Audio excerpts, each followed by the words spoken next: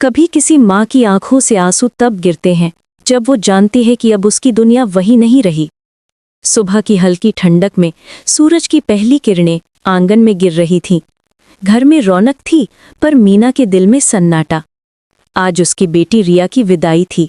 वो दिन जिसका उसने बचपन से सपना देखा था, पर अब वही दिन उसे सबसे भारी लग रहा था। रिया अपने शादी के जोड़े में सजी लाल साड़ी में बेहद खूबसूरत लग रही थी। रिश्तेदारों के बीच हर कोई मुस्कुरा रहा था, कोई फोटो खींच रहा था, कोई मिठाई खिला रहा था। लेकिन मीना का दिल हर मुस्कान के पीछे छिपे उस खालीपन को महसूस कर रहा था जो रिया के जाने के बाद घर में रह जाएगा। जब रिया गाड़ी में बैठने लगी तो मीना ने उसके माथे को चूमा। उसके हाथ कांप रहे थे। उसने मुस्कुराने की कोशिश की, लेकिन आंखों से आंसू खुद ब खुद गिर पड़े। रिया बोली, माँ रोइए मत ना, मैं रोज फोन करूंगी। मीना ने कहा, नहीं बेटा, मैं नहीं रो रही, बस आंखों में थोड़ी धूल चली गई है। पर दोनों जानती थीं ये झूठ है। गाड़ी धीरे धीरे दूर जाती रही और मीना की निगाहें उस रास्ते पर टिकी रहीं जहां तक बेटी की झलक दिखाई दे रही थी। जैसे ही गाड़ी मोड़ के पार हुई, मीना का दिल भी खाली हो गया। घर लौटी तो हर चीज जगह पर थी, पर किसी में जान नहीं थी। कमरे की दीवारें तक जैसे चुप हो गई थी। वो तकिया जिस पर रिया सिर रखकर बातें करती थी अब एकदम शांत पड़ा था। मीना ने धीरे से उस पर हाथ फेरा। कहाँ चली गई तू? मेरे हिस्से की हंसी भी साथ ले गई। रसोई में जाकर उसने 2 कप चाय बनाए जैसे रोज बनाती थी। फिर ध्यान आया, अब तो दूसरा कप खाली रहेगा। उसने कप उठाया, पर आंखों से फिर आंसू टपक पड़े। कभी लगता क्या मैं सेल्फिश हूं जो बेटी की खुशी में भी अपना दुख ढूंढ रही हूं। फिर सोचती, नहीं, ये तो हर माँ के दिल की कहानी है। शाम को पड़ोसी आंटी आई, बोली, अब तो घर शांत हो गया है ना? मीना ने मुस्कुराते हुए कहा, हाँ, अब सुकून है। लेकिन दिल अंदर से चीख उठा, सुकून नहीं, सन्नाटा है। उस रात मीना देर तक छत पर बैठी रही। हवा चल रही थी, पर उसके अंदर बस एक सवाल गूंज रहा था कि बेटियां बड़ी होकर क्यों चली जाती हैं और माएं उम्र भर वहीं क्यों ठहर जाती हैं। कभी कभी घर के दरवाजे तो खुले रहते हैं, पर अंदर से जिंदगी बंद हो जाती है। रिया के जाने के दूसरी वो ठीक है, जब कोई बहुत दूर चला जाता है तो। रिया के जाने को अब 3 हफ्ते हो गए थे। मीना अब भी सुबह उठकर वही रूटीन करती थी। रिया का कमरा साफ करना, तकिया सीधा करना और उसकी पुरानी किताबें संभालना।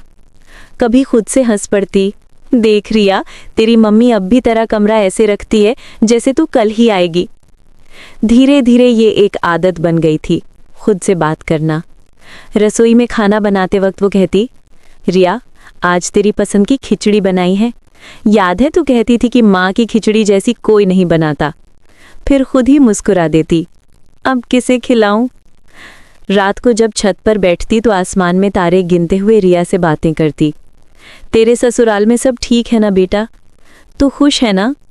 हाँ, पता है तू कहेगी, हाँ माँ, बहुत खुश हूँ, पर तेरी आवाज़ में अब वो बचपना नहीं है।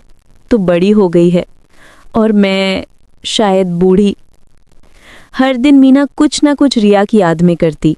कभी पुराना एल्बम निकाल लेती, कभी उसकी स्कूल की रिपोर्ट कार्ड। एक दिन जब वो अलमारी साफ कर रही थी तो एक पुरानी चिट्ठी मिली जो रिया ने 12वीं क्लास में लिखी थी।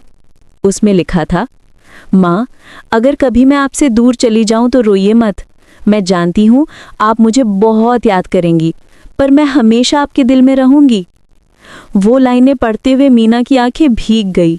उसने चिट्ठी को सीने से लगाया और बोली, तू तो पहले से जानती थी ना कि मैं तुझे कितना याद करूंगी। धीरे धीरे मीना को समझ में आने लगा कि ये खामोशियां उसकी साथी बन चुकी हैं। कभी वो चाय बनाकर बालकनी में रख देती, 2 कप, एक अपने लिए, एक रिया के लिए। पड़ोसन सोचती, अरे मीना जी अकेली हैं, फिर 2 कप क्यों? पर वो नहीं जानते थे, माँ कभी अकेली नहीं होती। उसके दिल में उसकी बेटी हमेशा रहती है।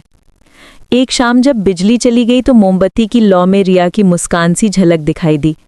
मीना बोली, देखो बेटा, अब भी तेरा चेहरा मुझे हर रोशनी में दिख जाता है। उस रात मीना ने डायरी में लिखा, आज मैंने जाना, बेटी का जाना कोई अंत नहीं, ये तो बस माँ की नई कहानी की शुरुआत है, जहाँ वो खुद के ही दिल से बातें करती है। धीरे धीरे ये खामोशियां अब बोझ नहीं रही, बल्कि मीना की रोज की साथी बन गई। अब वो अकेली नहीं थी, उसकी हर सांस में रिया की मौजूदगी थी।